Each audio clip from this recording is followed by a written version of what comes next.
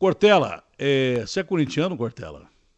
Não, eu sou, na minha família, metade da Atena é corintiana, a outra boa parte é São Paulina, e eu sou o único que torce com alegria para o Santos, desde que em Ó, Londrina vivi e de lá saí. E continuo Santista até hoje. O Neto jogou no Santos, né? é, Muitos o jogou fizeram, e eu não, tive o né? gosto. O Neto Né? não jogou no Jogou. Santos, ele É enganou no certo que ele Santos, ficou né? pouco tempo, mas fez. É, Né? E eu sou Santista desde 1960. Você não tinha ainda 3 anos de idade, eu já torcia para o Santos, porque eu nasci cara, em 54 e você em 57. Né? mas o Santos foi o segundo time de todo mundo, exatamente por causa do Pelé, né? Exatamente. E É eu tive o brincadeira. gosto de ver o Pelé jogar muitas vezes no Pacaembu, porque quando mudei para São Paulo eu tinha 13 anos de idade, e talvez você se lembre, menor de idade não pagava, né, durante Não essa pagava. época, no final dos anos 60, e depois, a partir do segundo tempo, os portões eram abertos na hora do intervalo, então eu vi Santos, Corinthians, Palmeiras, São Paulo, Portuguesa, Juventus, até o comercial de Ribeirão Preto eu vi jogar várias vezes. Que é meu time. Eu É, sei.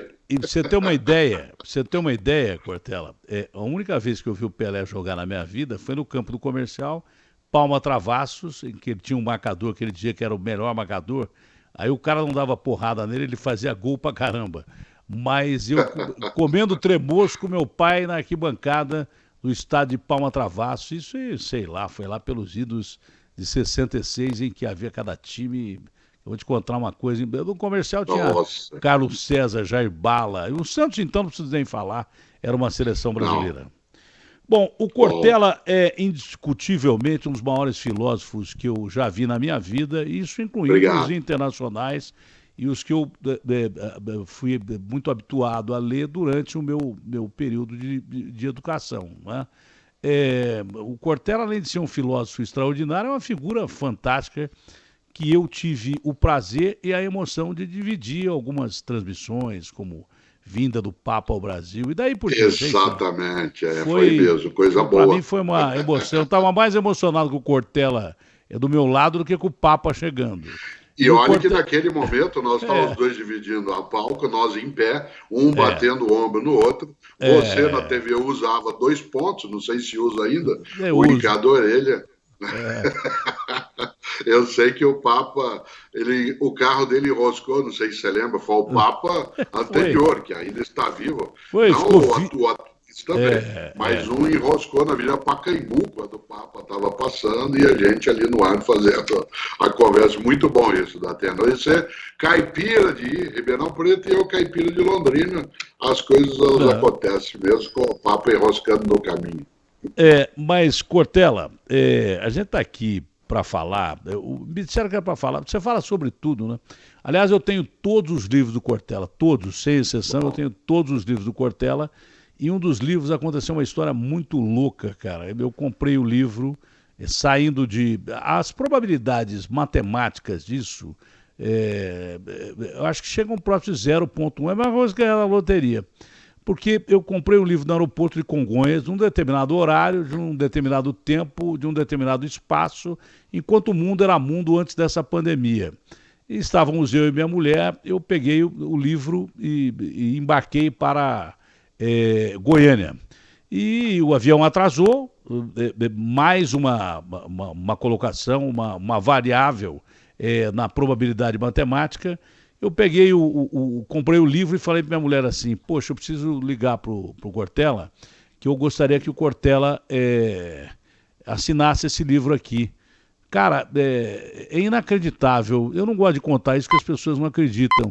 Mas a hora que eu cheguei em Goiânia, o avião demorou para abrir a porta, sei lá por quê, e uma outra variável, desci no aeroporto novo de Goiânia, que estava recentemente ótimo. inaugurado, É, e aí é. desci no aeroporto. A hora que eu vou passar para a sala de desembarque, o primeiro cara da fila no embarque era o Cortella. Eu não acreditei. É mesmo. Eu falei, É mesmo. Cortella, você não acredita, mas aconteceu isso. Ele rapidamente assinou para mim, mas é por isso que eu tenho que, no mínimo, se você não acredita em Deus, acredite nas possibilidades matemáticas e sempre pense bem. Porque se você Que bom, pensar você sabe coisas que boas, a acontecem. ciência, A ciência chama isso de simultaneidade. Nós chamamos de coincidência. Outros chamam, é claro, de algum empurrão das forças. Por quê? Primeiro, para eu poder assinar o livro, você tinha que estar com ele na mão. Para que você e eu pudéssemos nos encontrar, nós tínhamos dois que, de alguma maneira, têm alguma relação com Goiânia naquele momento. São coisas que se juntam. Eu acho maravilhoso. Impressionante. Maravilhoso essa condição, né? Eu gosto muito dessa ideia.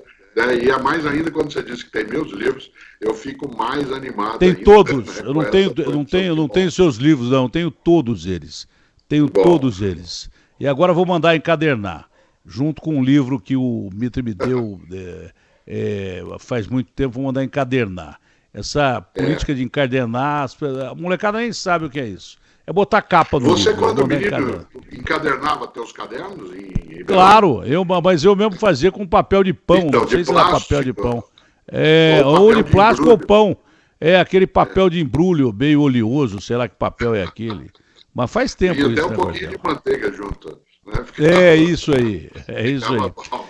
Que bom. Mas, e você está se cuidando? 63 anos de idade, eu 66. Mais ou menos, devia estar me cuidando mais. Eu estou trabalhando. Nós estamos os dois, ó. Claro, eu também. Hoje é o dia 134, né, que eu estou em distanciamento e isolamento. Minha atividade não é essencial, eu posso fazê-la de onde eu estou. Né? Portanto, é um momento. Eu não imaginava, acho que nem você, que a gente ia viver isso um dia, né? Esse momento, esse instante. Né? Então, a pauta era outra, era sobre rede social, mas eu queria aproveitar para falar com você sobre isso. Porque quantas vezes, quantas pessoas apoiadas em comentários seus deixaram de viver um dia ruim e passaram a ter um dia bom. Comigo isso já aconteceu várias vezes, não só nos seus comentários na rádio e tal, mas principalmente através dos livros.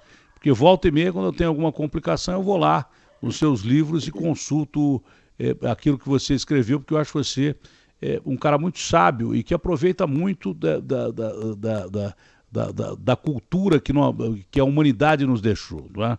Você faz várias citações aí sobre vários filósofos e historiadores e daí por diante, e daí você coloca a sua opinião de uma forma coloquial que nos faz entender o que os caras queriam falar de verdade. Então, volta e meia, eu consulto os seus livros.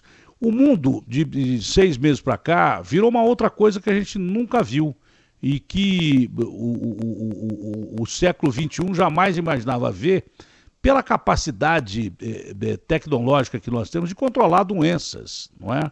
A gente não controla malária, não controla dengue e tal, mas que não são tão letais contra esse vírus, que é um vírus respiratório, e a letalidade dele é porque ele se espalha pelo ar. Então é outra coisa diferente, um bicho diferente, com características diferentes, que sobrevive a inverno, a calor. Então é um bicho diferente, ninguém imaginava isso. Então, como é que você observa as mudanças que a humanidade está tendo, não só os brasileiros, mas a humanidade de uma forma geral, está enfrentando essa pandemia e que as pessoas simplesmente não conseguem cumprir, na maioria das vezes, com o distanciamento social, num país pobre porque morreriam de fome. Não é? Num país rico porque ninguém aguenta, o homem é um ser social, ninguém aguenta o distanciamento social. Como é que você está vendo? Às vezes as pessoas vão para o cadafalso sem saber por que estão indo para o cadafalso. Como é que se analisa isso? O cara vai para a morte sem saber que está indo para a morte. O Brasil tem 87 mil, quase 100 mil infectados, né? Mortos, e 2 milhões e 200 infectados. Os americanos chegaram a 4 milhões e 500 de infectados e o mundo chegou a 640 mil mortos. E mesmo assim, diante dessa ameaça terrível, que o cara sabe que ele está indo para a morte, mas mesmo assim ele enfrenta a morte ou subconscientemente, inconscientemente, ele vai para a morte e ele vai enfrentar a morte. Como é que você está vendo esse mundo completamente atípico, Cortella? Olha, Datena, veja que há pessoas que não têm como não ir para a frente de combate. Essas pessoas, nós temos que cuidar mais delas, porque elas cuidam de nós. Aqueles que estão na atividade essencial, na produção, na capacidade de ganho. Por isso, uma nação não pode se envergonhar, né, de não cuidar daqueles que estão cuidando mais de nós agora. De nada adianta ser uma das 10 economias mais ricas do planeta Terra, como é o caso do Brasil, e sair dessa pandemia, quando ela cessar desse modo, sair com vergonha, né, de não ter feito o que a gente deveria fazer. Agora, nós tomamos um tranco forte nos últimos 6 meses. Quando você fala da tecnologia, né, dos meios de comunicação, né, das alternativas, nós estamos habituados a ter, né, que a ciência indicasse respostas rápidas para as nossas coisas, que a gente tinha um problema e logo aparecia. Nos pareceu que a última vez que isso tinha nos assustado tanto foi com o HIV, quando ele vem em 1982, que não tem uma vacina, mas tem uma estrutura de controle que é muito mais forte. E nós, naquela época, em 1982, não achávamos ainda, né, uma alternativa. Nesse momento, nós, mais do que até espantados, a gente está um pouco irritado, entre aspas, com a ciência, porque com todo o esforço que ela vem fazendo, né, nos pareceria que ela ia entregar, né, para nós uma alternativa. Eu me lembro que a última vez que eu saí, né, que foi no dia 15 de março, que saí por uma atividade, um domingo, ali naquele momento nós não tínhamos nenhum morto, nenhuma fatalidade. E se dizia assim, o pico será, e eu estou falando de março, o pico será em abril. Aí em abril se disse, o pico será em maio, depois o pico será em junho. E nós fomos nos tornando estáveis. E aí na tua questão, como é que um ser humano, de modo deliberado, intencional e sem necessidade, se coloca vulneravelmente nos lugares?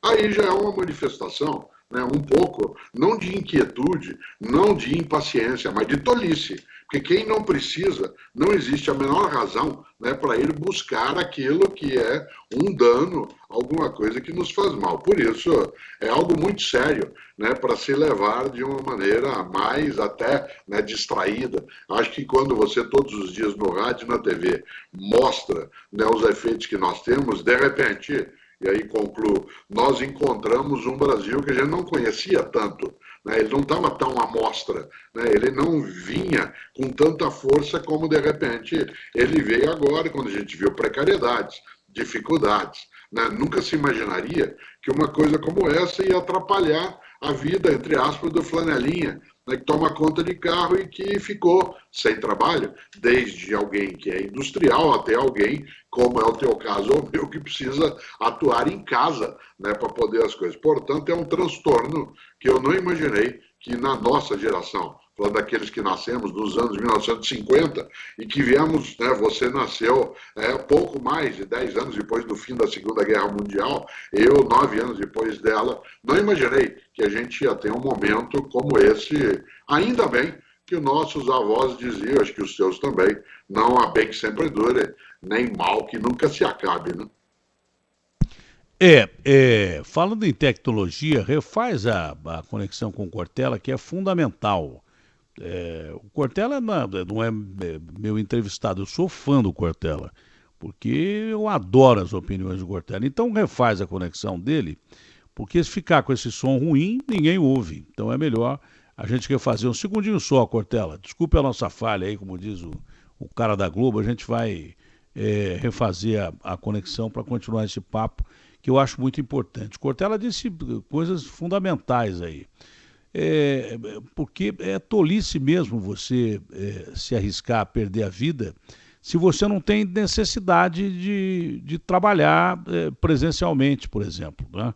Agora, eu nunca critiquei as nossas periferias que foram trancadas já, contaminadas, talvez lá atrás, se você tivesse fechado antes da contaminação, a gente poderia até dizer, olha, você não podia sair de casa, mas o cara na periferia ele saiu de casa porque senão ele morria de fome.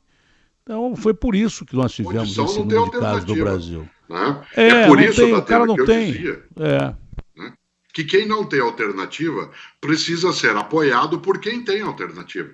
Né? É meio estranho que nós esqueçamos que a humanidade só deu certo por conta da nossa capacidade de cooperação, de colaboração. Se nós não colaboramos, não há o que fazer. né? E, nesse sentido, todos os esforços que a gente tem, né, de um movimento de solidariedade, não só daquilo que o governo tem de fazer, porque é a obrigação de governo, mas o governo não tem que fazer tudo o tempo todo. Tem aquilo que é a sua tarefa.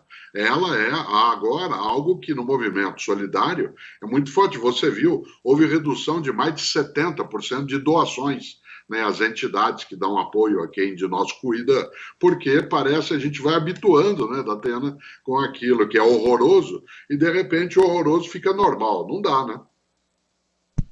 Esse negócio de novo normal não tá nada engraçado. Pelo contrário, melhor o velho antigo. Agora, você é um cara que tem muitas opiniões bacanas e que ajuda as pessoas a entenderem o que está se passando, de uma forma que as pessoas entendam, não é? Por exemplo, vai ser muito difícil a gente voltar às atividades, principalmente antes da vacina. É possível que depois da vacina haja até exageros. Eu estava lendo de madrugada que, graças a Deus, são 3 as vacinas que estão aí já praticamente na fase 3, praticamente não, já estão na fase 3, e 2 delas nós temos aqui. Eu estou em dúvida se a vacina da China é a mesma que nós temos aqui, porque tem várias vacinas chinesas. Depois confere o Garrafa, se a vacina da China é a mesma que nós estamos testando aqui no Butantan, no grupo de controle e tal, e daí por diante. Mas a vacina de Oxford é a que está mais adiantada, até mais do que a do Trump. Só que o Trump botou ontem $1 bilhão na pesquisa, botou 490 milhões a mais. Então, eles estão investindo na vacina, na tecnologia de produção da vacina com a Pfizer, com a Moderna, só nessa vacina da Moderna, $1 bilhão. A gente nem sabe direito o que é isso. Eles compraram toda a produção da Pfizer com um outro laboratório, compraram toda a produção, mesmo saber se vai dar certo, mas as 3 vacinas, 2 parece que estão sendo testadas no Brasil. Uma é certeza que é de Oxford, a outra pode ser até aplicada emergencialmente, talvez em outubro, né, para gente da linha de frente da medicina, gente de hospital e talvez pessoas de grupo de risco que nem a gente assim. Né?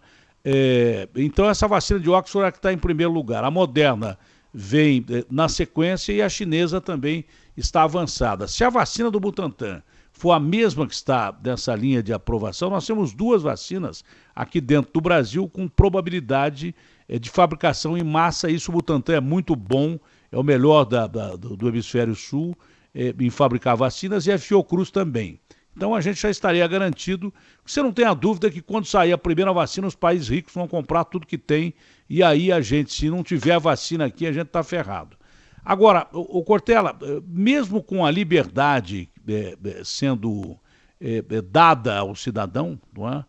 O cara fala assim, agora eu vou abrir bar e restaurante, agora eu vou abrir shoppings. O cara não está indo comprar e o cara não está indo em bar e restaurante. O que é que explica isso? É o medo, é mudança de hábito, ou tudo ao mesmo tempo? Datena, a gente olha, quando você fala da vacina, nós temos, claro, algo que é não enxergar quando uma vacina em nós é aplicada, né, como injeção ou colocada na boca, como gota, a gente não enxerga o que está sendo colocado ali como efeito, assim como a gente não enxerga o vírus. O nosso temor maior é que nós estamos diante de um perigo invisível. É isso que nos assusta imensamente. Quando você lembrava há pouco, né, que está no ar, né, que aquilo está à volta, seja de alguém que está sentado num bar, seja alguém que está num atendimento, seja alguém que vai lidar contigo num pedágio, né, seja alguém que está caminhando na rua na tua direção, porque está no ar, mas é invisível, é algo que pode vir de qualquer direção, de qualquer lado. Eu, por exemplo, não tenho nenhum tipo, né, de conforto de imaginar que eu vou sair e sentar num lugar onde eu não estou vendo o que é que pode estar chegando perto de mim, né, e me ameaça. Evidentemente, a gente volta ao passo. Mesmo que a vacina venha, e ela virá, né, em algum momento em larga escala, demorará demais, Datena, você sabe disso, e eu também, para que haja imunização do conjunto da população, ou pelo menos dos 40% necessários inicialmente, para que se possa diminuir, né, a propagação do vírus. Agora, não é inesperado, Não é inesperado que países com mais recursos comprem. Tal como quando começou a pandemia, quem tem mais grana aqui no Brasil foi ao supermercado e lotou-se até de papel higiênico, fez estoque das coisas, né? Independentemente, né, de outros precisarem. Agora, é claro que eu tenho medo, e você também, porque isso é algo que nos protege. Atenção, o medo não é uma coisa ruim. Ruim é pânico. Medo é uma coisa boa. O medo te deixa em estado de alerta. Ruim é pânico. Quando eu saio caminhando, agora não mais, mas quando eu saía caminhando, em qualquer horário, no bairro onde eu moro, em São Paulo, eu tenho que ter medo de ser assaltado, tenho medo de tropeçar, eu preciso ficar em estado de alerta. Pânico já é outra coisa. O problema é que esta epidemia, e ela, para nós, é no mundo uma pandemia, ela gera pânico, mais até do que medo. Como a gente não sabe de onde vem, pode vir de qualquer lugar. Nessa hora, tem mesmo que tomar as cautelas mais fortes, né, Datena? Você acredita, porque nós vamos ter, a gente já vem do pior quadro recessivo da nossa história, que foi o ano passado.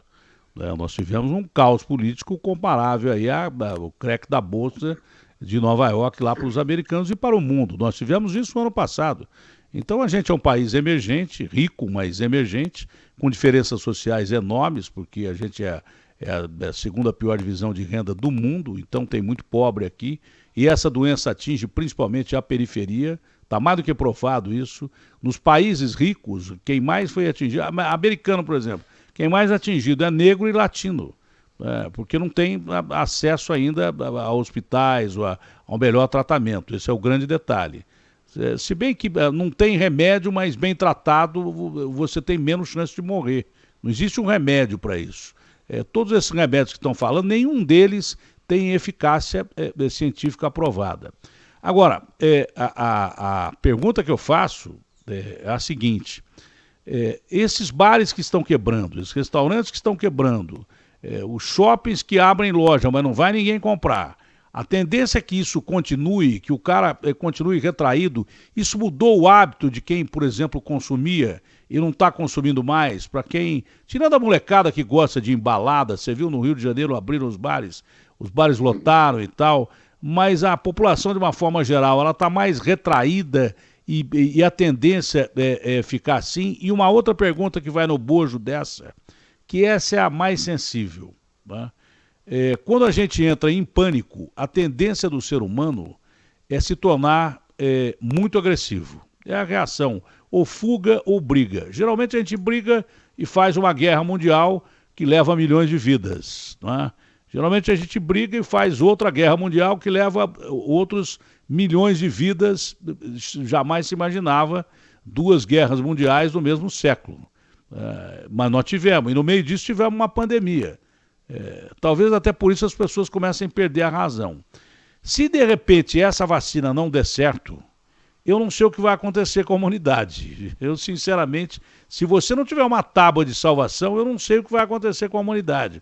Você que é um cara que conhece de história pra caramba, já observou isso com o passar dos anos lendo, não é? O que você prevê, por exemplo, se esse raio dessa vacina não der certo, Cortella? Olha, o grande Adoniran Barbosa dizia que bom de briga é aquele que não entra nela.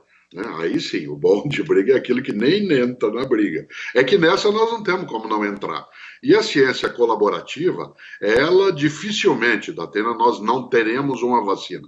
A probabilidade de nós não termos alguma vacina, ela é quase nenhuma por conta até, né, dos avanços que se teve, embora se saiba que o vírus é mutante, ele pode mudar, né, como o vírus, né, da gripe muda, né, quase que anualmente, aí você tem que alterar a maneira de enfrentá-lo. Meu temor maior não é nem a vacina.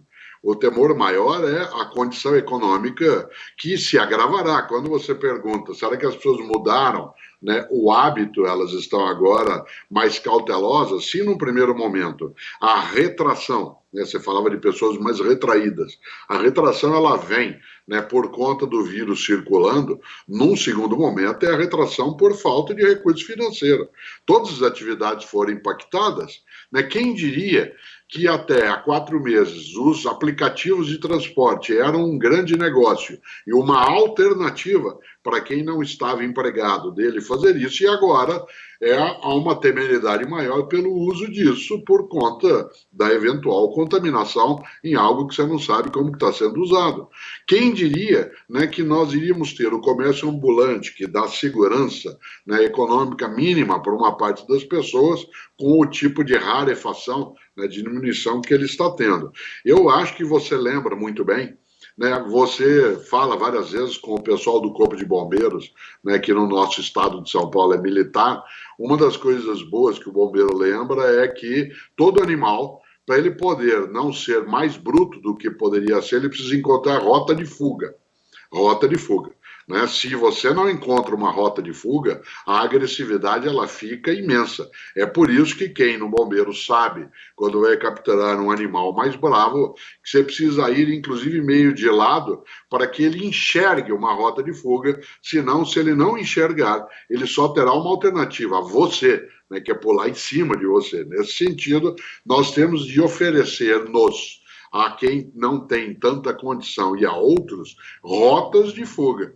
Eu não tenho essa mesma crença, e você está certo, né, quando fala da nossa distribuição de renda, mas eu não tenho essa mesma crença que alguns têm, de que o país não terá recursos. Ora, numa situação de guerra, como você lembrou, numa situação de guerra, como já aconteceu no século XX, é preciso juntar todo o dinheiro, todo o recurso material existente para ultrapassar aquela fase. Agora, é a mesma coisa.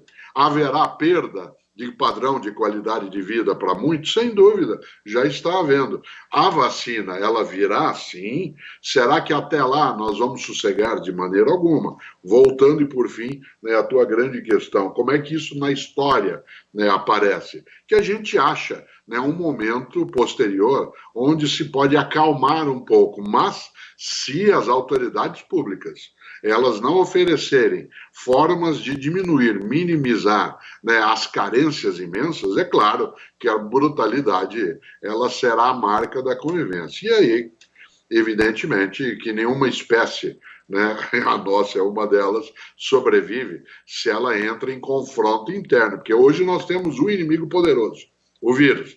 Imagine se a gente transformar esse inimigo poderoso que é o vírus em dois, que é o vírus e outro ser humano. É que, evidentemente, que não haverá nenhuma alternativa a não ser a gente se juntar para enfrentar. Se juntar para enfrentar. Porque entrou em conflito interno, é perda de força e de tempo, né, Datena? Duas coisas que eu nunca esqueço, duas frases do Stephen Hawking que eu nunca esqueço. Se os alienígenas chegarem aqui, nós seremos os índios, né? Porque nós eliminamos a comunidade indígena toda das Américas, né? Nós, que eu digo enquanto mundo, acabamos com os índios todos, né? Um dia um cara veio me entrevistar de uma televisão estrangeira, aí o cara perguntou assim, pô, mas você apresenta um programa que tem muitas mortes. Eu falei, vocês eliminaram 6 milhões de índios aqui e vêm me torrar a paciência, pô. Bom, e acabou a entrevista aí. Mas e a outra frase do Hawking é que pouco antes dele morrer, ele superando todas as expectativas daquela doença degenerativa, que ele ficava naquela cadeira de rodas e falando para o computador. Para quem não lembra, aquele cientista que só ocupava a cadeira do Isaac Newton, mais nada. Ele e o Einstein estão entre as mentes mais brilhantes dos últimos tempos. Então ele falava lá com aquela voz robótica dele e dizia o seguinte, olha, é muito mais fácil um vírus que se espalha pelo ar acabar com a humanidade do que uma guerra atômica. E a gente está vendo que ele tinha completamente razão disso. Esse é o grande detalhe. Agora, para quem está nos ouvindo em casa, para quem está nos ouvindo no carro ou no trabalho, está muito difícil você passar a acordar no mesmo dia, no dia da marmota, aquele filme lá, o Feitiço do Tempo, porque parece tudo muito igual. Número de mortos, pessoas que, olha, use máscara, aquela mesma história que tira a rota de fuga do ser humano encontrar alegria, encontrar o prazer. Você está confinado há muito tempo. Como é que o cara consegue dominar isso e como é que o cara consegue, na sua perspectiva, e por todos os seus estudos de filosofia, vencer, por exemplo, a solidão, que esse é um vírus que separa. Como é possível o cara dominar-se, conter-se e ter que esperar um resultado que nos dê de uma vacina que nos dê liberdade de voltar a viver as coisas mais simples que a gente vivia antes e que não tem condição de viver? Olha, até existem duas rotas boas em relação a acalmar um pouco a ansiedade, o desespero, né, que não são medicamentosos, evidentemente que existe também nessa outra área. A primeira delas é criar uma rotina. Rotina não é monotonia. Por exemplo, você tem uma atividade rotineira e essa rotina organiza o teu dia e faz com que você seja menos ansioso, porque você sabe que tem coisas a fazer e coloca essas coisas a fazer distribuídas no tempo do dia. Levanta cedo, organiza, faz toda a leitura, faz o programa de rádio, se prepara para ficar horas no ar ao vivo na televisão, tem o teu contato de vida. Isso é rotina. Todas as vezes que rotina se torna monotonia, a gente fica distraído. É visível quando alguém, né, está dentro de uma rotina em que ela, ao ficar automática, ela se transforma em monotonia. Por isso, é necessário, em algum momento na rotina, que ela ganhe, né, uma novidade, e essa novidade é quase alterar aquilo que você vai comer naquele dia, com quem você vai conversar, né, a leitura que vai fazer e assim por diante. Mas rotina ordena o tempo. E ao ordenar o tempo faz com que isso acalme um pouco as ansiedades que a gente tem. A segunda coisa que diminui, né, esse tipo de desânimo, ou até, como eu lembrava, né, de sufocamento, é fazer com que aquilo que você tem de fazer e pode fazer seja útil, não só para você, mas para outras pessoas. Todas as vezes que eu, Cortella, ou você, Datena, sei que algo que estou fazendo serve para diminuir o sofrimento, aumentar o esclarecimento, afastar aquilo que perturba, né, a vida das pessoas, deixando-as alertas, é preciso, acima de tudo, que a gente tenha noção de qual é a validade daquilo que a gente faz. Mesmo que eu esteja sozinho, e essa é a tua questão, mesmo que eu esteja sozinho, eu não sou incapaz, né, de me comunicar, não sou incapaz de, usando as redes sociais, oferecer pensamentos, reflexões para outras pessoas. Nesse sentido, né, a única coisa que quebra esta lógica é saber, né, que, primeiro, aquilo que vivo não é inútil, porque haverá um momento em que poderá cessar e vai cessar. Segundo, que aquilo que eu passo ao ser distribuído no dia não é tempo perdido. A pior coisa é chegar no final de um dia como hoje e achar que perdeu o dia. Isto é, que perdeu tempo. Nesta hora, o Stephen Hawking, que você tão bem menciona, escreveu uma breve história do tempo. Ele está certo, né, em relação ao fato de que nós, de modo algum, né, podemos deixar de lado aquilo que nos dá um sentido. Você já imaginou? Se eu fosse alguém como Stephen Hawking, com aquele tipo de doença que o atingiu, ele, em vez de desistir da Atena, ele foi para cima. Ele procurou alternativa, ele continuou fazendo o que fazia, né? Nessa hora é vergonhoso até que eu, Cortella, em alguns momentos reclame, né, de alguma dificuldade que eu tenha, porque quando eu olho aquilo que fez o Stephen Hawking pela humanidade, pela ciência em geral, né, sem ter a menor condição física de fazê-lo, talvez eu precise inventar melhores meios de ser mais contributivo. Quando se sente útil, torna-te necessário alguém, dizia o filósofo Emerson, torna-te necessário alguém. Por último, né, alguém que era contemporâneo, né, conterrâneo do Stephen Hawking, que foi o Saint-Exupéry, não um conterrâneo de cidade, mas de continente, né, da Europa. Exupéry dizia, e aparece lá também, né, no Pequeno Príncipe, cada um é responsável por todos. Cada um é responsável por todos. Nessa hora, né, diminui um pouco o sufocamento. Olha, o Stephen Hawking é a maior prova disso. Ele ficou aprisionado em quarentena dentro do corpo dele a vida inteira. Com 30 anos de idade, a perspectiva de vida dele era 24, com 30 ele já estava no lucro. Acho que foi na Suíça que ele foi dar uma palestra, como você sempre dá. Ele morreu, ele teve 3 paradas cardíacas. E aí disseram, olha, ele vai para a cadeira de rodas e em 5, 6 meses ele vai morrer. E ele morreu com 74 ou 75, até 76 anos, não sei. Foi essa idade que ele morreu e morreu há pouco tempo. Ele ficou em quarentena, preso dentro do corpo dele, em lockdown, dentro do corpo dele, a vida inteira. E teve as ideias mais brilhantes dos últimos séculos. Né? Com Einstein divide a maior cabeça do século XX e século XXI, porque ele morreu nesse século, foi há pouco tempo atrás. O cara ficou preso dentro do corpo dele, preso dentro do próprio corpo. Imagina que coisa terrível. Esse é o maior exemplo de lockdown humano que eu já vi na minha vida, e produtivo. Isso é importante, o que você falou é fundamental, você continuar produzindo. Agora, uma outra pergunta, são perguntas simples do dia a dia, mas é na simplicidade que eu acho que existe a melhor forma de você ajudar alguém, e é isso que você faz com os seus livros, transformando ideias filosóficas tão complexas, né, de uma maneira coloquial do cara entender. Então, o seguinte, o cara que sai e tem alguém da família que fica em casa, né, ou porque é do grupo de risco, né, ou porque trabalha de uma maneira emergencial, não está trabalhando no seu trabalho.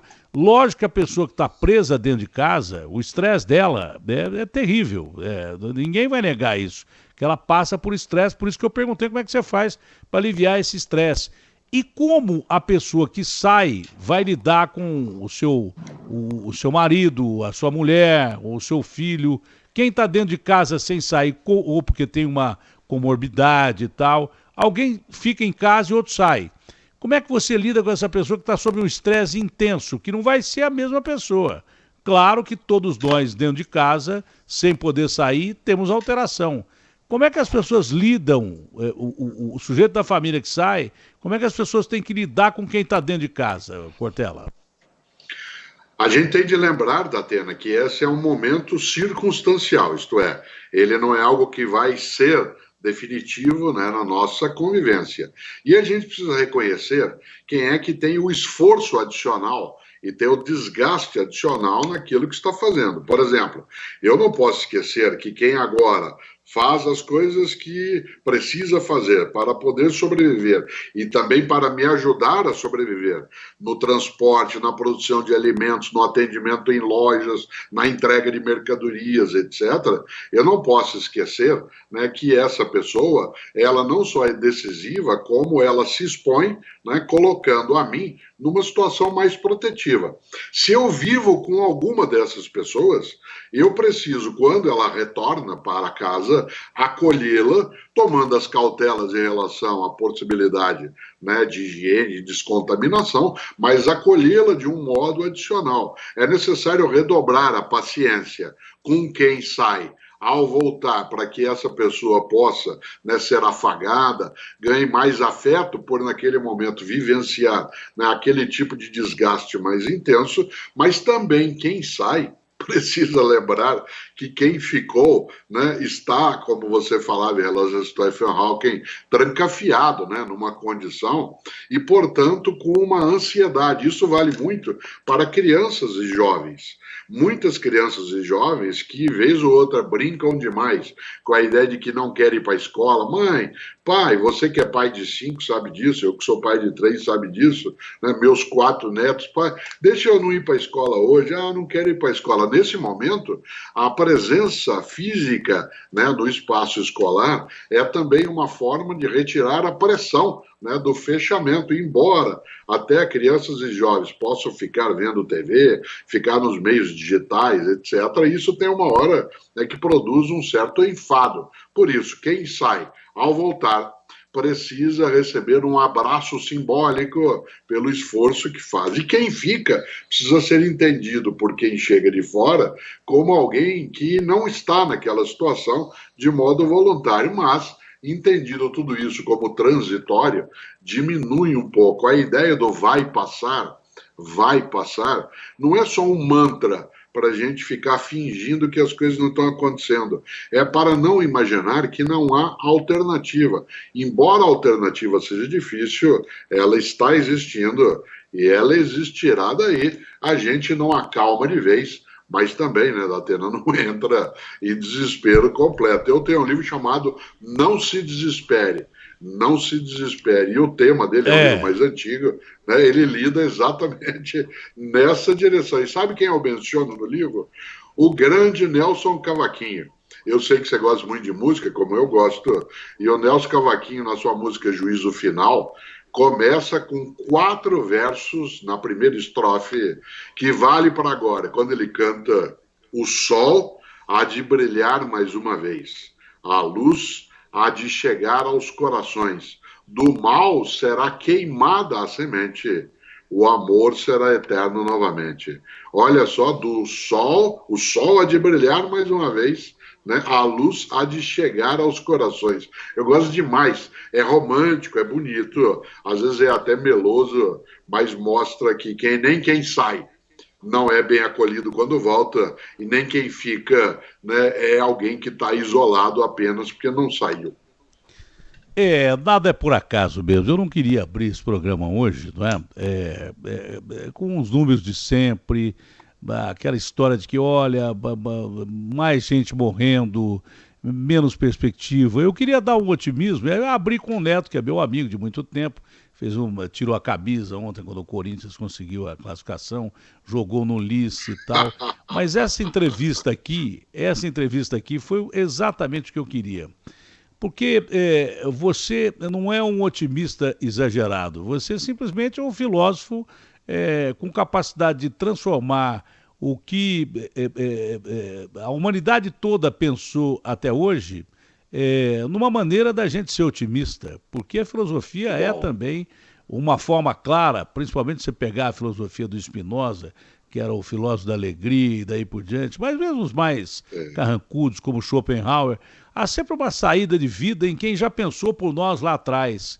A gente tem uma vantagem de ter muita gente brilhante ter vivido antes da gente. Então a gente beber nessa fonte é muito legal, né? Ainda bem, e você faz isso de uma maneira tão simples.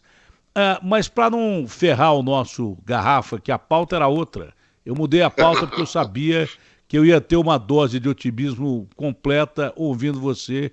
Otimismo com realidade, porque ninguém é bobão, é aquilo que você falou. Não estamos querendo acreditar que vai passar porque vai passar, é porque vai passar mesmo. É esse otimismo com realidade que acho que todo mundo precisaria ouvir e ouviu aí nos meios de transmissão que a Bandeirantes tem e também no UOL, que é o site mais importante do Brasil. Então, no mundo inteiro as pessoas ouviram isso e adoraram essa entrevista, com certeza vão falar dela daqui a pouco. Mas você tem que seguir a sua rotina, que mesmo em casa você é muito ocupado. Para encerrar, eu vou fazer a pergunta da pauta, porque senão vão brigar comigo e dizer que eu não cumpro pauta.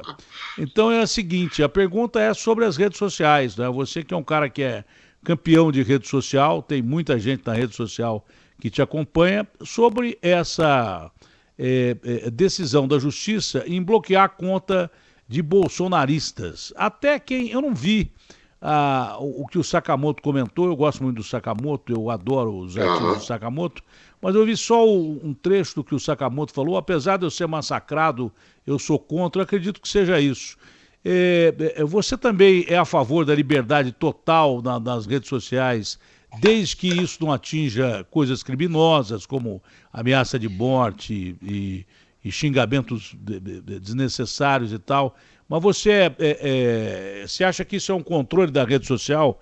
Essa atitude da Justiça foi um controle da rede social ou não? Datena, é necessário que a gente preserve que o artigo 5º da nossa Constituição garante, que é a liberdade de expressão, de pensamento e manifestação, mas essa liberdade ela não é irrestrita, isto é, ela não é soberana, ela é autônoma. Você é autônomo para dizer o que você pensa, você não é soberano. Uma pessoa autônoma é aquilo que tem liberdade no campo, né, daquilo que não colide com as normas da vida coletiva. Um soberano é aquele que faz o que ele quiser, independentemente dos outros existirem.